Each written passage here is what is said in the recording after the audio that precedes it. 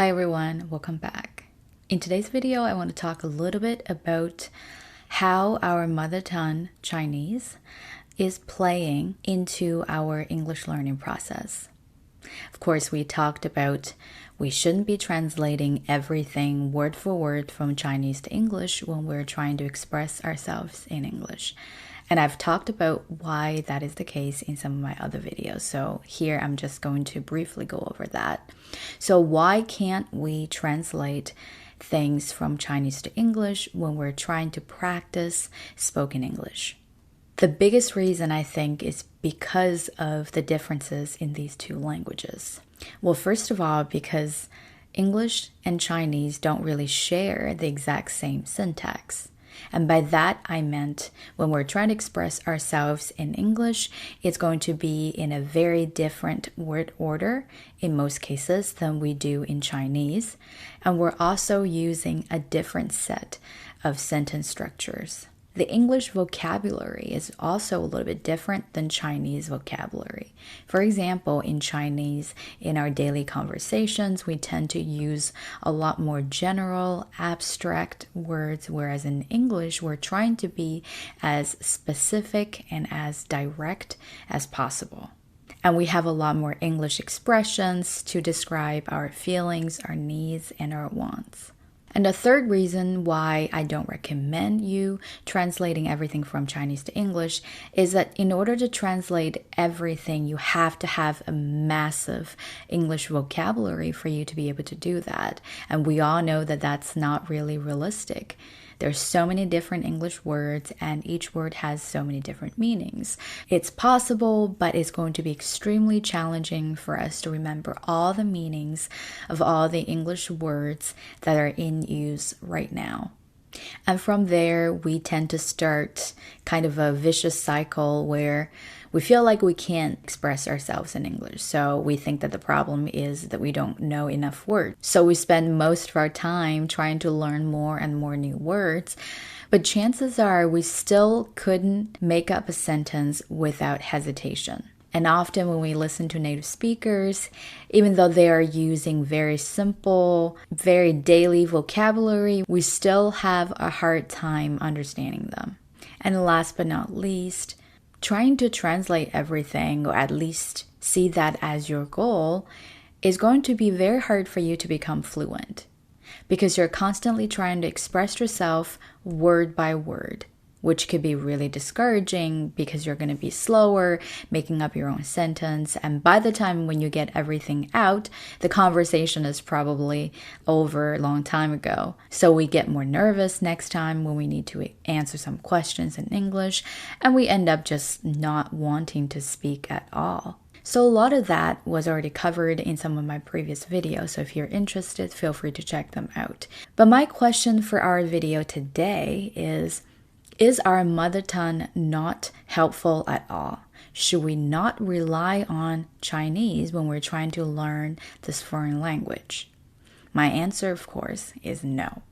Yes, we definitely should rely on it, especially at the beginning. I think that the process of acquiring a foreign language, it's actually a process of gradually loosening our grip on our mother tongue and eventually immersing ourselves in the target language. And I will explain what I mean by that.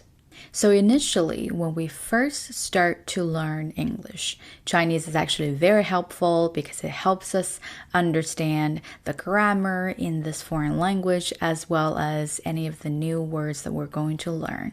And even when we start to learn to put sentences together, Chinese is still very helpful. It's like the training wheels. It helps keep us going and it makes us feel confident. But once we start to get more comfortable with simple sentences, and at this point we have accumulated a reasonable vocabulary where we're not going to have too much trouble in daily casual conversations, this is when we can start testing the water and try to learn the English language in the English test-only environment. For example, try looking up new words in an English-only dictionary or watch the same show the second time without the Chinese captions.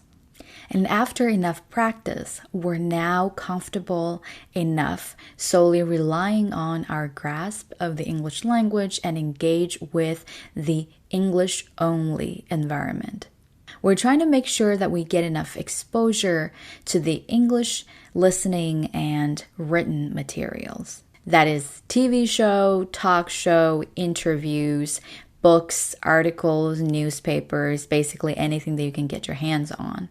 It's like we're trying to re-explore the world in this new language and also acquiring a new voice.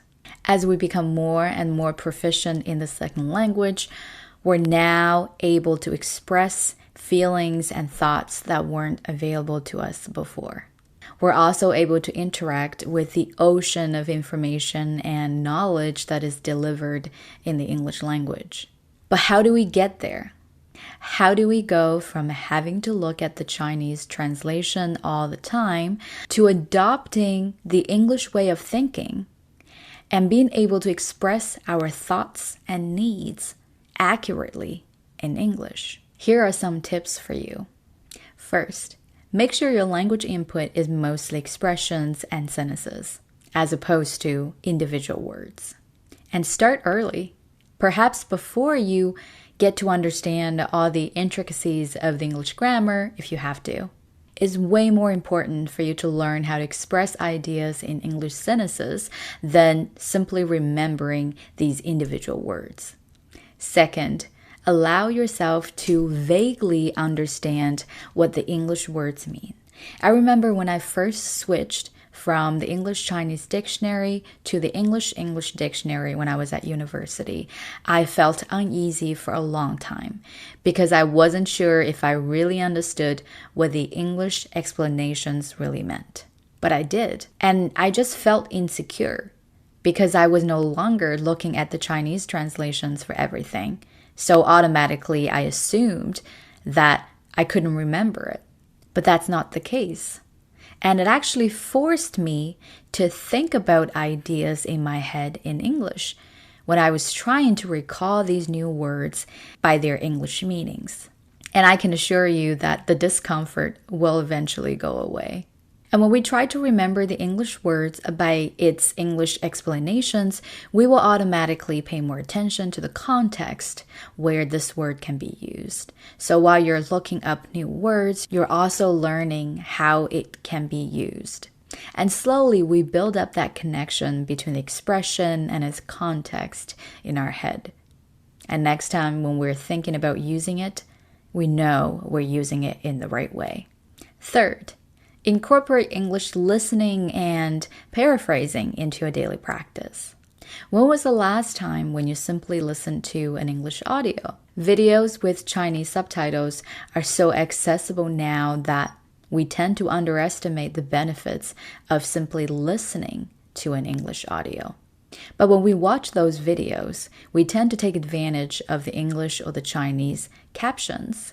And the visuals can be distracting sometimes. So we end up getting sidetracked by either the background or the speaker, him or herself, in the video instead of paying 100% attention to the language that is being used in the video. So I would say maybe try a podcast today or try to listen to some of the videos that you're interested in watching. And I know podcast might be too long for a lot of people. That's fine. I think that you could try maybe breaking it down into smaller bits. Like if the podcast is an hour long, maybe listen to 10-15 minutes every time. But don't just listen to it. If you can, paraphrase or summarize the video right after, which actually forces you to pay extra attention when you're listening, because you know you have to remember some information afterwards. And it also encourages you to use the expressions or sentences that you enjoy in the audio in your summary. The level of engagement you're going to have with the material is going to make a big difference in your practice. Anyhow, that's my experience, and I hope that you will find something helpful in the video.